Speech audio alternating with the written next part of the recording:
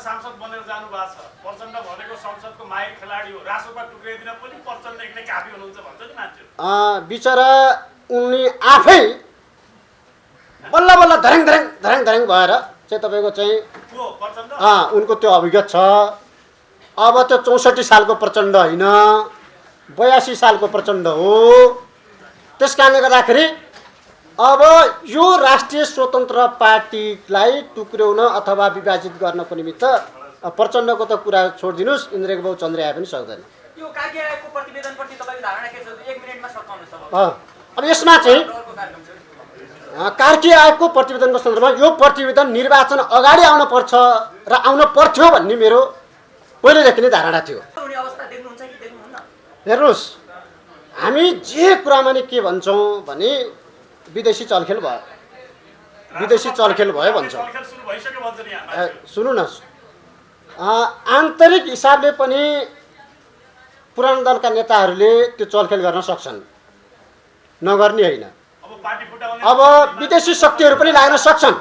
तर म तपाईहरूलाई के कुरा चाहिँ तपाईँको चाहिँ भन्न सक्छु भने अबको 5 वर्ष नो इफ नो बट प्रधानमन्त्री बालेन्द्र शाह नै हो, राष्ट्रिय स्वतन्त्र पार्टीको सभापति रवि लामिछाने नै हो।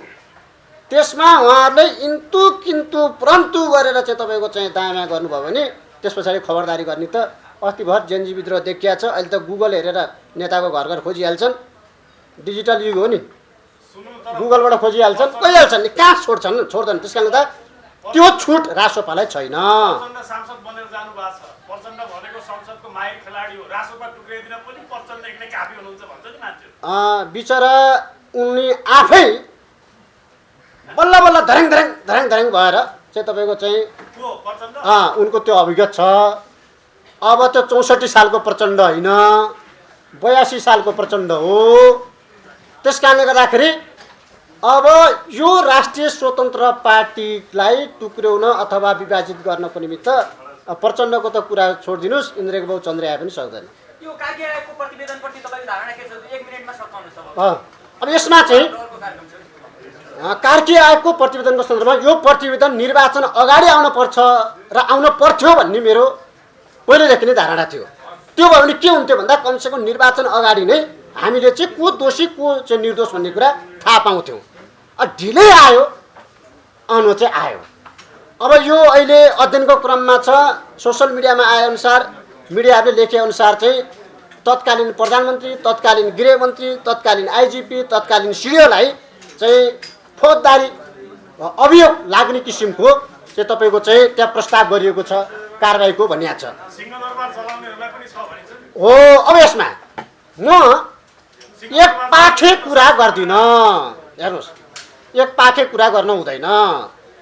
23 गतेको घटना घटाउनेलाई पनि निर्मम भएर कारबाही गर्नुपर्छ। चाहे त्यो बुढेसकालमा रियाल चौँदै लट्ठी टेक्दै सलान पानीको बोतल एकापट्टि, अर्को मिनरल वाटरको बोतल एकापट्टि, दुईजनाले समात्दै जेल जान पर्यो नि, जेल हाल्नुपर्छ 23 गते घटना घटाउनलाई। 24 गते देश खरानी बनाउनलाई पनि कारबाहीको दायरामा ल्याउनुपर्छ। यी दुईटा दाजु होइन, मलाई थाहा छैन को के हो थाहा छैन, तर 23 गतेको घटना घटाउने पनि अपराधी हो, 24 गतेको घटना घटाउने पनि अपराधी हो। त्यस कारणले एउटै किसिमको अपराध हो। 23 गते युवाहरू ढलेका छन्, 24 गते देशको स्वाभिमान ढलेको छ। यो दुईटा अपराधी हो।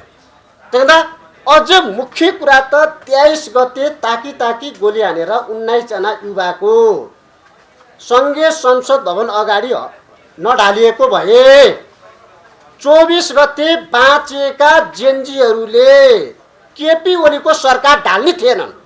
यहाँ चाहिँ तत्कालीनमा सुनिल शर्माले जनताको जो चाहिँ काम गर्नु भएको थियो हामीले देखेकै थियौँ, तपाईँहरूले प्रसारण गरेको हो। त्यो देख्दाखेरि त्यहाँका जनताले उनलाई चाहिँ भारी मतले चाहिँ विजय गराउनुपर्छ भनेकै हो। अर्को कैलालीको 5 मा प्रेमाले बतासलाई लखटेर कमसेकम हाम्रो नारायणी जोगाइदिएको छ। हाम्रो त्यो इतिहास हो होइन। त्यसले उनलाई पनि भ्रष्टाचारको विरुद्धमा चाहिँ एउटा दरखरो ढङ्गले चाहिँ पाइला चालेको कारणले गर्दा हामीले रिजल्ट हेरेको के रिजल्टले त्यही बताउँथ्यो नि त होइन। पशुपति चाहिँ जोगाइदिए उनले, नारायणटी जोगाइदिए, बतास जस्तो जरा गाटेर बसेको कम्पनीलाई त्यहाँबाट लखटे। त्यसले गर्दा उनले पनि जित्नुपर्छ, त्यहाँको जनताले विवेक प्रयोग गर्नुपर्छ, विवेक बन्धक राख्न हुँदैन भनेको हो। तर मैले हाल्ने एकमत हो, त्यही पनि चितवनको क्षेत्र नम्बर 1 मा मोरङमा गएर हाल्न मिलेन, कैलालीमा गएर हाल्न मिलेन, भक्तपुर 1 मा गएर हाल्न मिलेन। त्यहाँको जनताहरूले अब के भयो होइन, के भयो अनि उनीहरूले अब जिताउने हराउने काम गरे। एक माघले जाडो जाँदैन, त्यही सम्झ्यो।